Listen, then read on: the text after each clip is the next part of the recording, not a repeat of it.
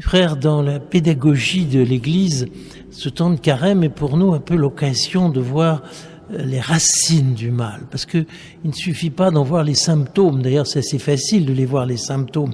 Nous voyons tous les jours, à travers les difficultés de notre vie, à travers nos propres insuffisances, à travers les fautes des autres. Enfin, c'est très facile à voir le mal, mais le plus difficile est d'en voir la cause. Et surtout que souvent, il est facile de trouver une cause immédiate, de dire si le monde va mal, c'est parce que, je sais pas, on n'a pas la politique qu'il faut, ou que les gens ne sont pas sérieux, ou que aujourd'hui on ne respecte plus rien. Enfin, on peut toujours trouver des causes qui n'en sont que des traits provisoires et des traits partiels, et ainsi on ne va pas au fond du problème. Or, la grandeur de la révélation biblique, c'est de nous avoir obligés en quelque sorte à aller au fond de la question. Alors, quelqu'un a dit de façon très juste que dans la Bible, Dieu, en quelque sorte, un peu comme un psychanalyste, mettrait son patient sur le divan et lui ferait retrouver le traumatisme des origines, ce que nous appelons en langage chrétien le péché originel. Alors permettez-moi de vous en dire un petit mot, parce que c'est une question qui n'est pas facile et qui souvent est très discutée, celle effectivement de ce fameux péché originel, qui est tout entier sous-entendu par les lectures d'aujourd'hui, notamment l'Évangile, c'est-à-dire cette réalité que, au-delà des fautes que l'on peut étiqueter en disant il y a là eu quelque chose qui s'est mal passé, là quelqu'un n'a pas fait son devoir et ceci, eh bien il y a un manquement plus essentiel, plus ancien, plus originel dans notre expérience humaine, qui est le point de départ de ce désordre. Non, l'homme n'a pas été créé par Dieu mauvais, il n'a pas été voulu autre qu'une créature faite pour lui répondre dans l'amour, mais il y a eu un accident de parcours qui a fait que l'homme n'est plus dans l'état qui était celui que Dieu lui avait destiné. Toute notre foi chrétienne repose sur cette conviction que l'homme a été créé bon par Dieu, et qu'il n'y avait pas en lui de germe de mal, et que pourtant, d'une façon un peu inexplicable, parce que le mal ça ne s'explique jamais vraiment, sinon ça serait plus le mal, eh bien il y a eu une sorte d'éloignement de l'homme et de Dieu. Alors ne revenons pas sur les circonstances, vous savez bien le récit de la Genèse, qui ne cherche pas d'ailleurs à nous donner une description de ce qui s'est passé, mais beaucoup plus à nous expliquer que dans un monde qui était bon, eh bien a surgi cette tentation, cette mauvaise réponse et tout ça. Il y a à l'origine de l'expérience humaine une défaillance de la liberté humaine qui maintenant pèse sur la suite. Non pas que Dieu punirait l'humanité par un châtiment qui se transmettrait de génération en génération, mais parce que nous avons contracté une faiblesse qui se transmet, qui n'est pas un péché en soi. Nous ne sommes pas coupables du péché originel, heureusement, mais ça veut dire seulement que nous portons une sorte de faiblesse qui fait que notre volonté première n'est pas si bonne que ça. Il suffit de le voir, Jean-Jacques Rousseau qui dit que les hommes naissent bons et que c'est la société qui les corrompt. Ben non, ce n'est pas vrai. C'est pas la société qui les corrompt, ils sont comme ça. Alors ils le transposent sur la société, ça c'est vrai, mais c'est pas la société qui les a rendus mauvais. Et il y aura pas de société, ça sera encore pire en quelque sorte. Nous verrions la loi de la jungle. La société a souvent un peu harmonisé les choses pour éviter que les agressivité ne se déchire.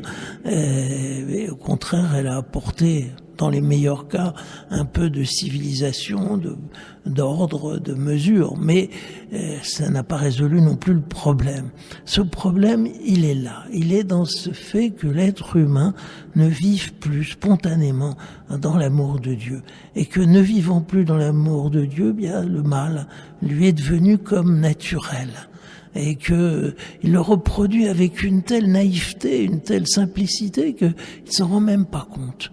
Et que de fait, on voit que l'homme laissé à lui-même est ainsi. Ça se peut se voir chez les enfants, ça peut se voir chez les adultes, et tous autant que nous sommes, nous pouvons faire l'expérience qu'en nous des instincts qui ne sont pas bons, que nous étonne même quelquefois nous-mêmes de voir que les circonstances parfois font saillir cela d'une façon étonnante. C'est bien que pendant les guerres, pendant les révolutions, on a vu des êtres qui jusque-là étaient des gens à peu près normaux devenir des bêtes fauves, des monstres. On se demande ce qui leur est arrivé. Eh bien voilà. Il y a au fond de nous-mêmes ces troubles adhérence ou adhésion au mal que nous ne pouvons pas si facilement exorciser. Et c'est bien pour ça que nous avons besoin de notre Seigneur Jésus-Christ. C'est parce qu'effectivement, l'homme par lui-même n'est pas capable de vaincre cela. Et ce que le Christ est venu faire d'abord, eh bien, c'est, comme on le voit dans l'évangile d'aujourd'hui, de nous dire, ça sert à rien d'accuser tel ou tel, ça sert à rien de dire celui-ci c'était son père, son grand-père, son arrière-grand-père qui a fait du mal. Il faut se rendre compte que nous sommes tous dans la même galère et qu'il faut une sortie vigoureuse pour arriver à échapper à cette situation. C'est ce qu'il appelle la conversion. Si vous ne vous convertissez pas, vous périrez tous de même. Le Seigneur Jésus nous l'a dit de la manière la plus claire, et c'est-à-dire qu'en fait, il n'y a pas à penser qu'il y aura une amélioration en quelque sorte individuelle et automatique qui se produirait, mais qu'il faut un acte nouveau qui fait que l'homme sorte de cette espèce d'engrenage dans lequel il se trouve.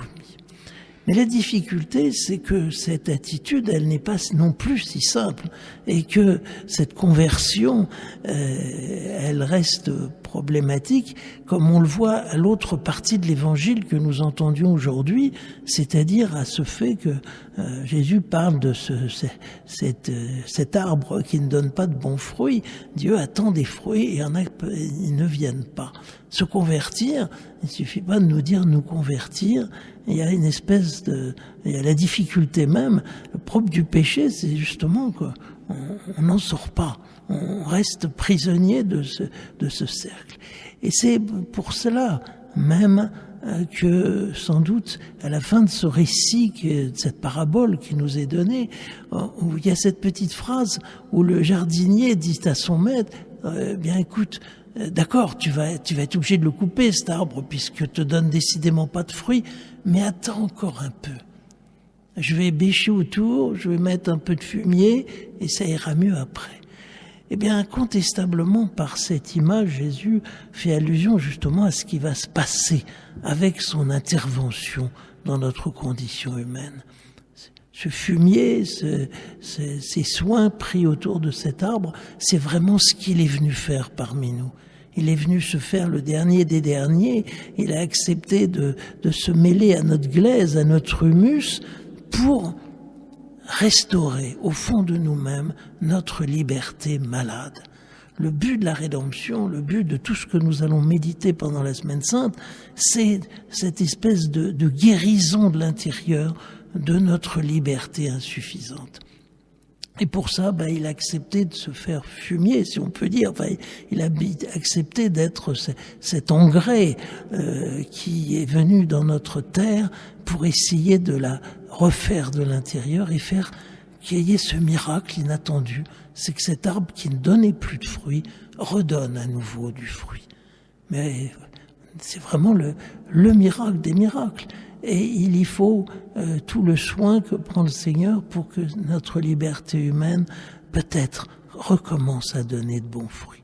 Et alors là, c'est toute la méditation sur la grâce, c'est-à-dire c'est ce nouveau cours de notre vie qui a commencé à partir de notre baptême et qui n'est pas une transformation automatique et toute simple. Nous voyons bien que ça prend du temps, que nous n'y arrivons pas du premier coup, que parfois nous revenons en arrière, mais qui fait que malgré tout, la fatalité qui pesait est maintenant vaincue, qu'il y a au fond de nous-mêmes une capacité de vie et de beauté morale et spirituelle qui nous a été donnée. Et que si nous répondons à cette nouvelle invitation que le Seigneur nous apporte, eh bien voilà que notre liberté va pouvoir ressurgir, reprendre une certaine ampleur, et que sans que tout soit réglé sur cette terre, malgré tout, nous allions dans la bonne direction. Donc la rédemption à laquelle nous allons consacrer toute la méditation de la fin de ce carême, c'est justement la manière qu'a eu Jésus d'être notre sauveur. S'il n'y avait pas un grand mal, nous n'aurions pas eu besoin de sauveur. Si l'homme était resté dans la condition où Dieu l'avait créé, il y avait besoin de la miséricorde de Dieu, de l'amour de Dieu, mais il n'y avait pas besoin d'un rachat, il n'y avait pas besoin d'une opération douloureuse comme celle que le Christ a consentie pour venir nous reprendre. Mais puisque nous étions dans cet état-là, eh bien, il a été faire tout cela. Il a été jusqu'au bout du problème, il était jusqu'au bout du drame, et en venant, en quelque sorte, se saisir par le fondement de notre condition humaine, en se faisant cet engrais, ce fumier dont parle la parabole, c'est quand même assez audacieux comme image, eh bien de restaurer le fond de notre être et nous permettre à nouveau de porter du fruit. Et c'est là qu'il faut que nous saluions cette grande œuvre en nous de ce qu'a été notre baptême.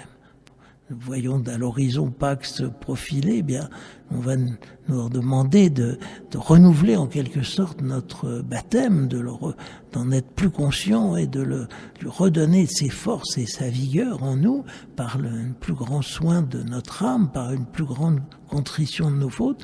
Eh bien voilà, nous allons saluer ce moment où, au plus intime de nous-mêmes, en quelque sorte, le processus négatif a été inversé. Et il y a eu à nouveau cette capacité de vie qui nous a été conférée. Alors voulez-vous que ce petit parcours sur le problème du mal, nous le recevions comme une grâce, une lumière que Dieu nous donne.